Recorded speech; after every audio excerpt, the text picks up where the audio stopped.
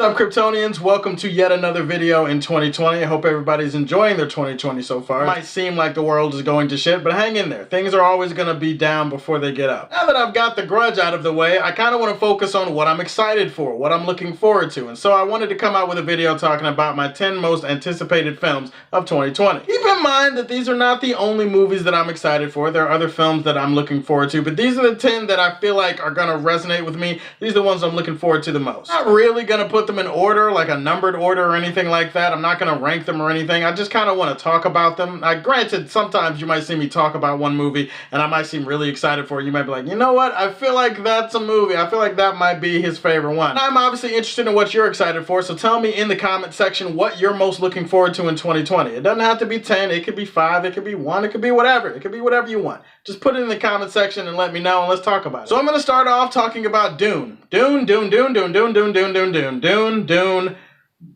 Directed by Denis Villeneuve. Anybody who knows me or follows me on social, whatever, anybody who knows me at all knows that Denis Villeneuve right now is my favorite director working today. This guy has yet to make a bad film. Almost every film he's made has been either good or really, really great. Honestly, I feel like this guy can't do any wrong. So when I heard that he was going to be directing Dune, which is another big sci-fi adaptation of a beloved novel, of course I'm going to be excited about that. Not to mention, you look at the talent involved. The score by Hans Zimmer for this movie is going to be crazy. Then just look at the cast. Look at how absurdly talented the cast for this movie is. I mean, Timothée Chalamet, Jason Momoa, Skarsgård is in this movie, Rebecca Ferguson. I mean, the list goes on and on and on and on. You could just look up and down this cast and be like, this is like one of the most GOAT tier casts in any movie that I've ever seen. I know it's a little bit early for this, but if Dune is a great film, and if it's like a great sci-fi film, that means that he'll have made like 3 of the greatest sci-fi films of the last era, last decade, however you want to phrase it. I'm just gonna go ahead and call Denis Villeneuve the GOAT. If you hear me saying GOAT man at the end of the year, you know who I'm talking about. My other favorite filmmaker is Christopher Nolan, and I'm really excited for his new film coming out this summer called Tenet. I saw the trailer for this movie, and just like most of the internet, I was completely bewildered. I had no idea what the hell he was going for, but I was very intrigued and very interested nonetheless. Just like Denis's film Doom, I'm very excited about the cast for this movie. I mean, John David Washington, loved him in BlacKkKlansman. Can't wait to see what he does here. I'm excited to see what the concept is for this movie, what's going on.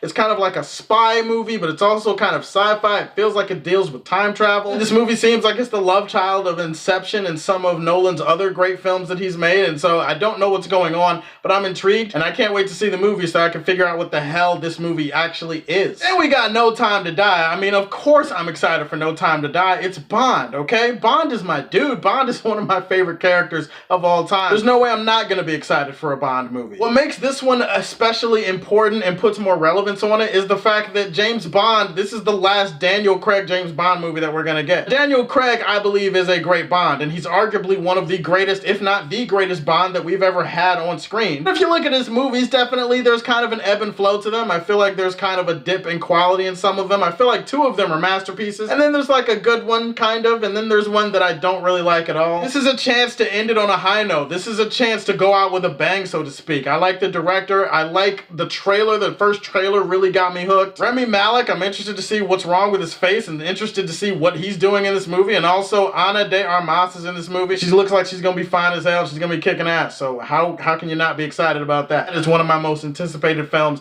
of the year. And we gotta get to the comic book shit. And yes, I am excited for Wonder Woman 1984. I saw the trailer for that movie. The trailer looks epic. Trust Patty Jenkins and Gal Gadot with my life at this point. I feel like they're gonna kill it. I feel like they're gonna deliver a sequel that improves upon the first one and might go down as one of the best comic book movies ever. It seems like a bit much when you're talking about a sequel, because we all know that sequels are not always as good as the original. It takes place in the 80s. That looks like a lot of fun. It feels like it's gonna have Wonder Woman at the height of her powers. That feels like it's gonna be a lot of fun. And also, of course, I'm married to Gal Gadot, so she has to be on this list in some way, shape, or fashion, because I'm not gonna betray my wife like that. What kind of man do you think I am? I am actually really excited for another comic book movie that most people are not talking about. Like, most people have no idea that this movie actually is coming out in 2020. Even worse still, most people don't even know that this is a Marvel character. I'm talking about Morbius. Morbius is one of my most anticipated films of 2020, and I'm kind of surprised that it is, but then again, I'm not, because I like Morbius, and I think he's kind of an underrated character. Like I said, there's like no buzz surrounding this movie whatsoever. If I say Morbius is coming out, most people would be like, who? What?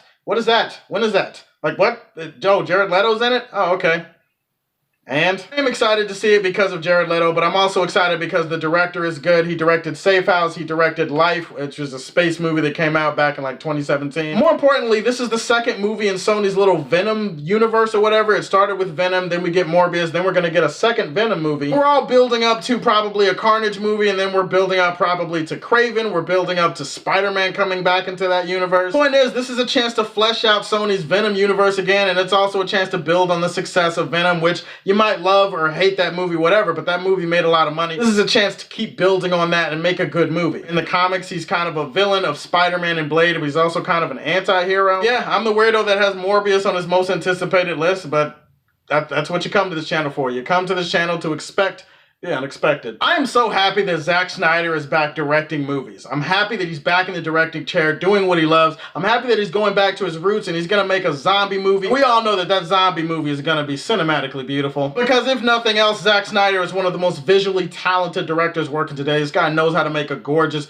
beautiful looking movie with great action sequences. You're about to see probably some of the best zombie action sequences that you've ever seen in your life. It obviously goes back to his roots when he directed Dawn of the Dead to start his career. Talented, likable cast, and more importantly, I just want to support Zack after everything that he's been through, everything that he's experienced over the last few years. I'm just hopeful that this movie is really good and definitely gets him back into that flow and that passion of directing and doing what he loves. Unfortunately, that's the only Zack Snyder movie coming out in 2020, you know, unless they release the Snyder Cut! I'm just kidding. I don't really think the Snyder Cut is coming in 2020, but it's nice to dream. Godzilla versus Kong.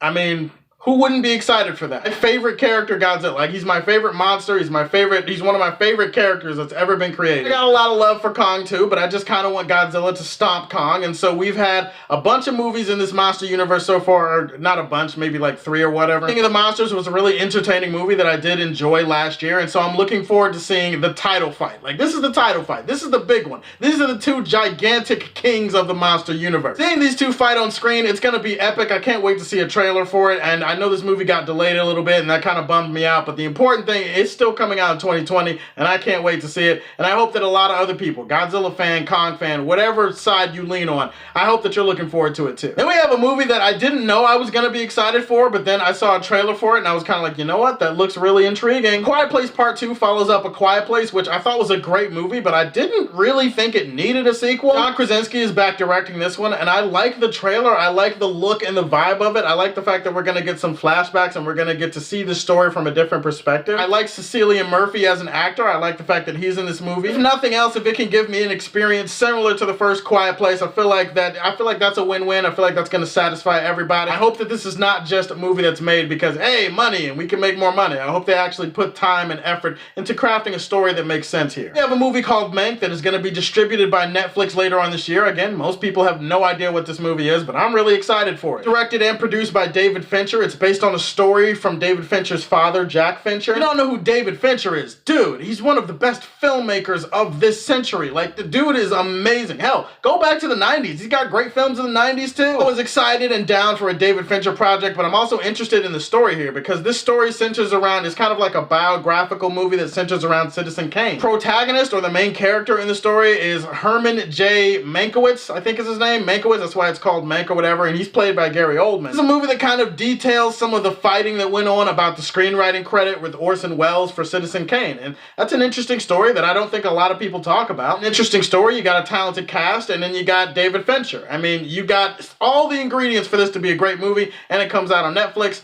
Yeah, I'm excited to see Mank. This Birds of Prey, which comes out in February. This is kind of cheating because it's so close to us, but whatever, Birds of Prey, man. I'm excited for it. Excited because the movie itself looks like it's gonna be a kick-ass movie. I'm excited because Black Canary is my baby, and I love my Black Canary. If this movie is good, and if this movie is successful, then we could get spin-offs, and we could get a lot of other characters getting their due in films. We could get a Black Canary and Green Arrow movie. Think about that. Get a Gotham City Sirens movie. Like, we could get more movies with Black Mask, like in a future Batman movie or something. Like, dude, this movie could open some doors, man. The look and the feel and the aesthetic of the movie, the action looks like it's gonna be incredible. The soundtrack, the musical score. What movies are you excited for to see this year? Please like and subscribe to the Superfan Show, and as always, if you like what you see, tell me how you feel, and stay tuned to hear more from the Man of Steel.